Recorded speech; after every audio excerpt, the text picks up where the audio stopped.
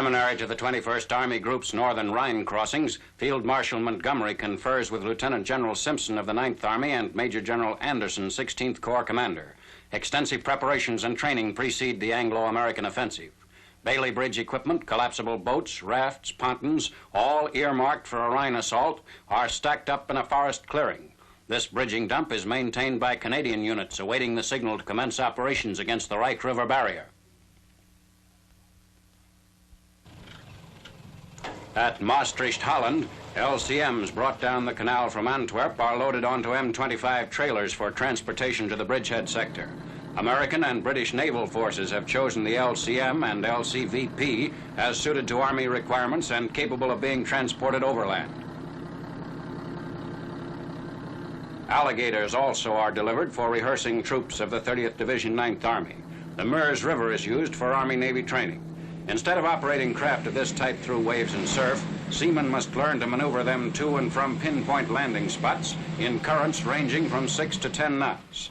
Boats must be launched from muddy riverbanks instead of ships' davits.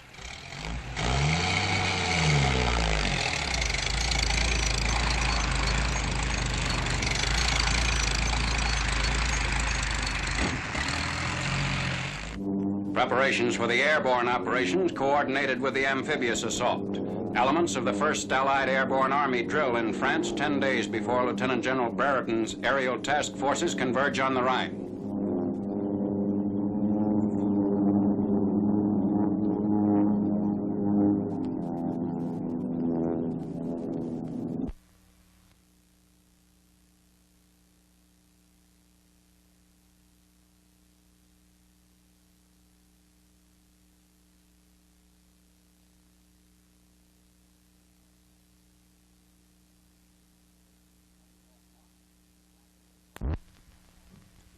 March. The actual crossing of the Rhine already is in full swing. Men of the 30th Division are taken over in LCVPs. General Simpson's forces make the southernmost crossing below Wesel. Farther north, Lieutenant General Dempsey's British 2nd Army and Canadian troops are strengthening the bridgehead on the Westphalian Plain. Army engineers and Navy crews cooperate for these crossings. The engineers launch the craft and furnish guides, and the sailors operate them, applying lessons learned in weeks of practice.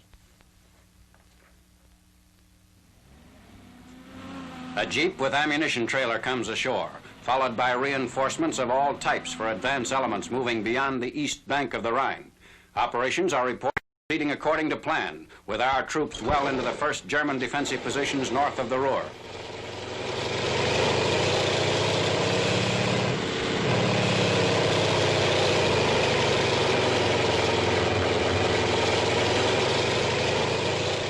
First glider landings near Brünnen, Germany, in the Wesel area on the Rhine's far bank.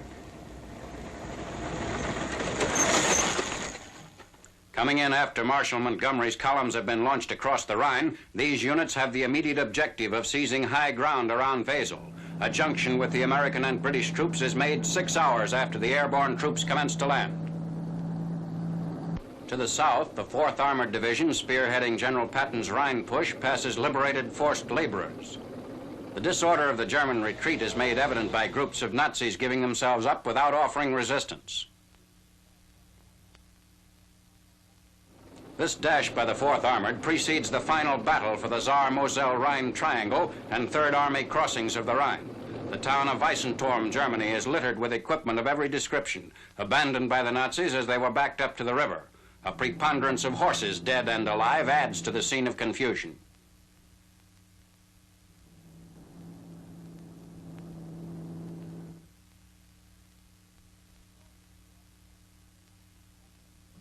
Disorder at the Rhine bank, where Nazi stragglers wait to be moved to prisoner cages.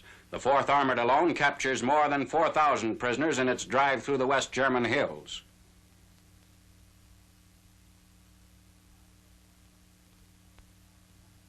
Meanwhile, 1st Army artillery shells the town of Horningen, Germany, across the Rhine.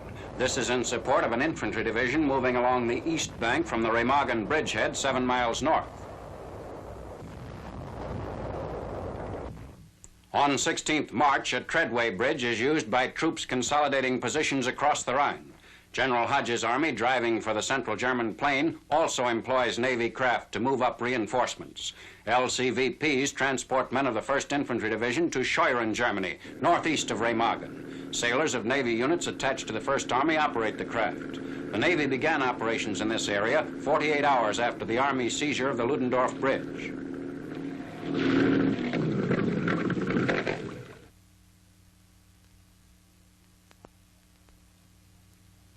In addition, supplies are ferried across the Rhine in ducks. 2 amphibious truck companies, one a Negro outfit, man the amphibious vehicles on the runs to and from Unkel, Germany.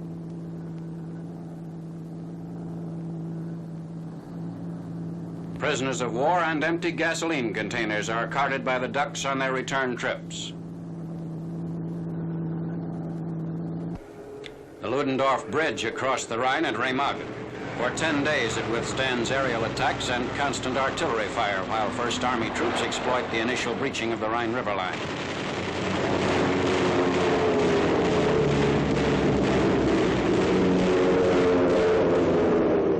Traffic in the face of the attacks must be kept to proper intervals between vehicles. A convoy of ponton equipment is ready to be unloaded for engineer battalions who begin construction despite the enemy raids.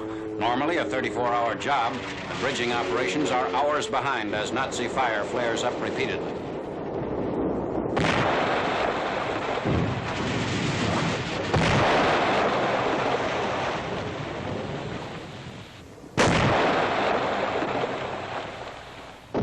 Under heavy enemy fire, combat engineers out on the incompleted span dash back to shore.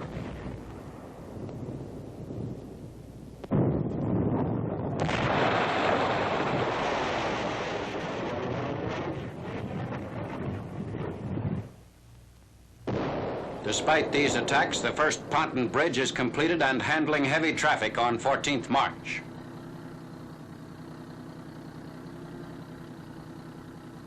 Armor is raced across the new link as the Remagen bridgehead begins expanding into a wide front. Both the ponton span and the adjacent Ludendorff Bridge are still under enemy fire. The engineer battalion working on the Ludendorff strengthens the roadbed, which was improvised to allow vehicles to travel over the railway ties. Damaged structural members of the bridge are removed by engineers. But weakened by the cumulative damage, the Ludendorff collapses on 17th March while about 300 engineer troops are working on it. Many of them are hurled into the swift icy water or crushed by the falling structure.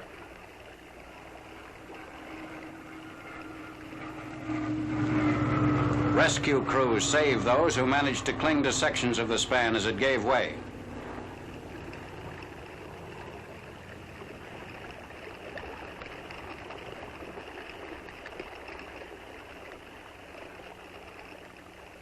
Rescuers swim out into the Rhine to reach injured men kept afloat by driftwood.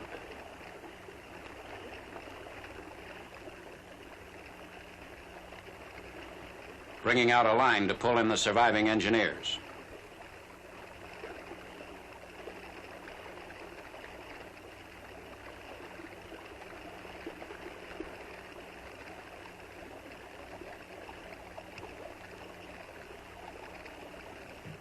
Quick action of this type saves many lives.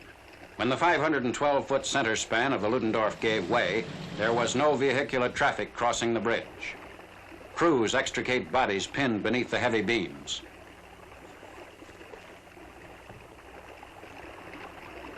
Three days later, on 20th March, Supreme Headquarters announces that the collapsed Ludendorff Bridge has been abandoned.